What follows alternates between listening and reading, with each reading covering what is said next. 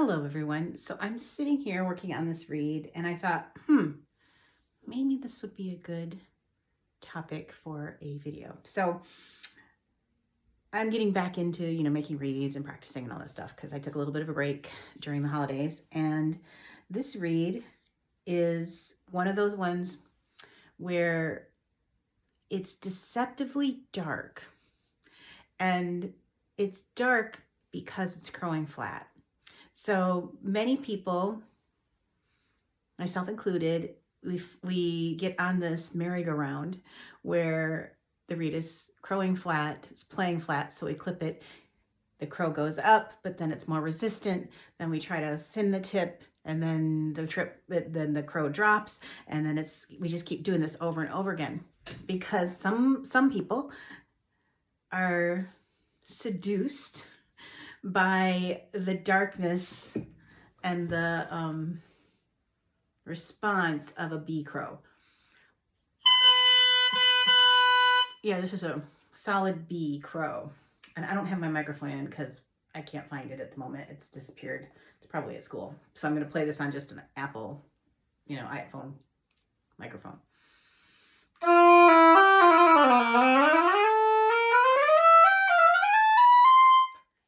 It sounds lovely, but it's flat. So here's, I think, the most helpful thing that I can tell people. In order to problem solve this, in my experience, the best way to do it is make sure that the tip crow points up. So this is the point in time where I really do fixate on the tip.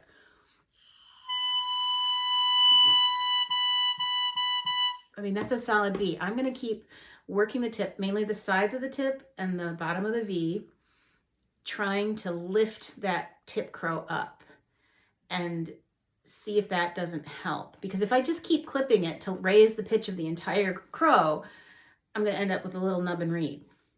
And so the way we thin the tip, and you've got to think of the tip as sort of like a plateau, you've got to think about how your knife is moving across that plateau and realize that as you thin the sides of the tip, it closes up the tip, which then raises that pitch without you having to clip. I don't know if that makes sense, but that's what I'm going to do, and I will keep you posted. So here it is a few minutes later, and I've really worked the bottom of the V. I've got a nice spine up the middle of my tip. I haven't clipped it yet, but I wanted to crow it so you can hear the change in just the tip crow.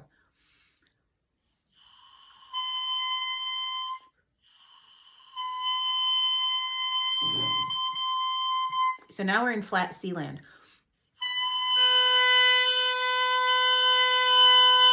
And what's cool about that is as I blow harder, you can hear the low crow come in. It's a little tighter, but it's also more up. It's not sinking. Okay, so let's see.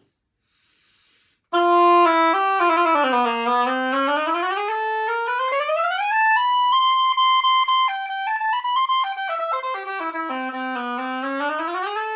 what I'm trying to do now is I'm opening up my embouchure to see does the core of the reed stay the same, or do I have to really work it? I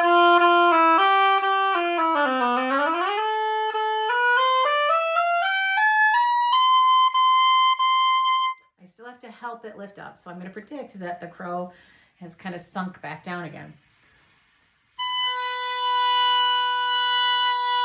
Yep, it's sunk back down to a B. It has the tip crow sunk. Okay, yeah, so tip crow is sunk. The rest of the crow is feeling flat.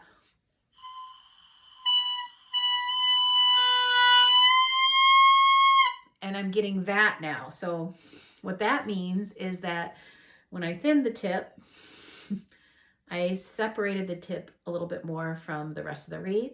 So if I blow too hard, it kind of locks up the vibrations and forces them to jump up. And I don't want that. So now what I'm actually going to do is free up the lows again, which is going to keep lowering that crow a little bit.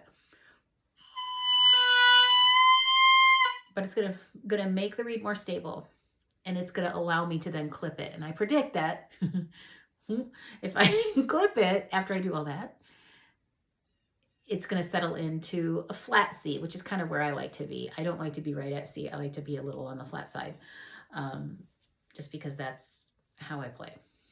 So here we are, just as a reminder, here's where the tip is.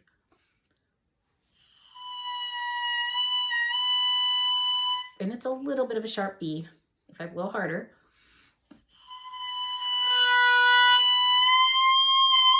we have that. So now I have to fix that issue.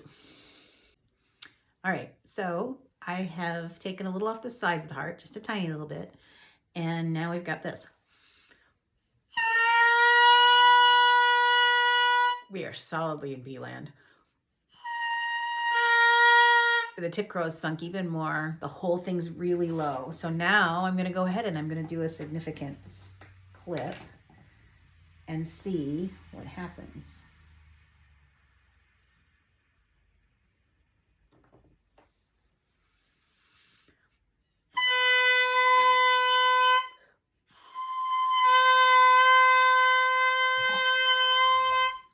That's actually not bad. I wish the tip crow was a little bit more vibrant.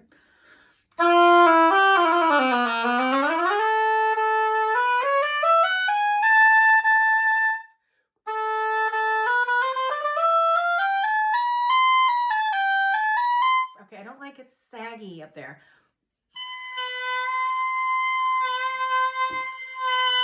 And you can hear how that low crow is kind of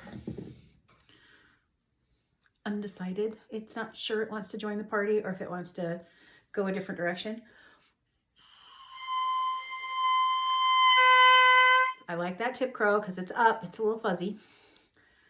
But the waffling now low crow means that if I'm playing loud, trying to do elegant slurs downward, that the reed's going to fight me.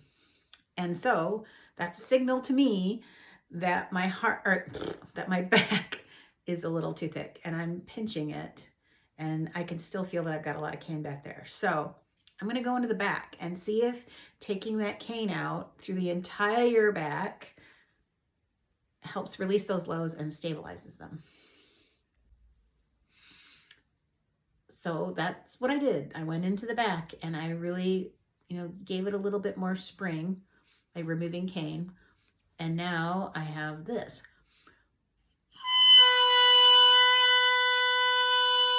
No matter how hard I blow, that low crow stays there. And we're at a sharp B again, but because I took cane out of the back, it tightened up the tip of the reed. And now the tip crow is a little resistant. And it's fuzzy. So I'm going to go back into the tip and try to clean that out and see if I can get a little bit of a, for lack of a better word, brighter crow on top.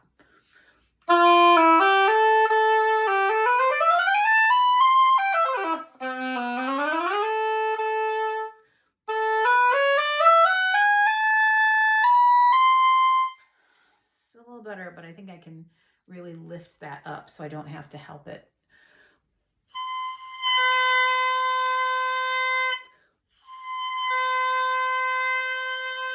Although I just played on it and it's kind of, it's kind of lifting itself up, which happens, which is why for me, I crow, I play, and then I crow again to see if the way I'm using my air as I play the oboe is going to change the structure of the reed for the better, usually. So that means maybe, I think I'm going to leave it alone. I think I'm going to leave it alone. I'm going to play on it a little bit and see what it's like tomorrow because I don't want to do too much. It's kind of warmish and rainy here today.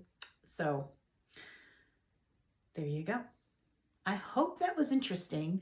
I'll take pictures of the reed itself. You'll notice that there's a little piece missing off the side of the tip, but it's the overlap. It's not a big deal. Rarely do my reeds look perfect, and I am totally fine with that because I care about how they vibrate and how they play. I don't really care about how they look. This is also a soft piece of cane, and I don't like it grainy, so it's not my favorite cane, which is another reason why it has kind of this sound that's seductively appealing. But I predict tomorrow the reed's going to feel like, ugh. But we'll see. So there you go. Have a great day, everybody. Update. So I've just been warming up and playing for about half an hour on this reed, and it's feeling really good.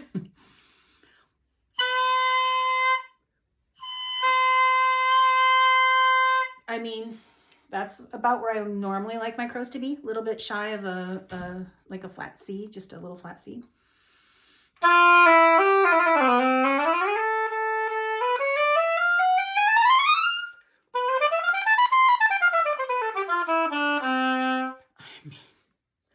Soft cane it may be, but it's playing okay. I hope it is not a flash in the pan reed, which is a reed that feels good, plays well, sounds great right after you make it, dries out, and then the next day is utter crap. I'm hoping that's not it. But it's why I like to work my reeds in slowly. Because if I would have tried to make this into the perfect reed just this morning, it for sure probably would have been a flash in the pan and wouldn't work tomorrow. And I would have over scraped it. And this time I chose to leave it a little bit imperfect, play on it for a little bit. And just the way that I've blown it into shape has settled it into a relatively nice reed. So we'll see what it's like tomorrow. See ya.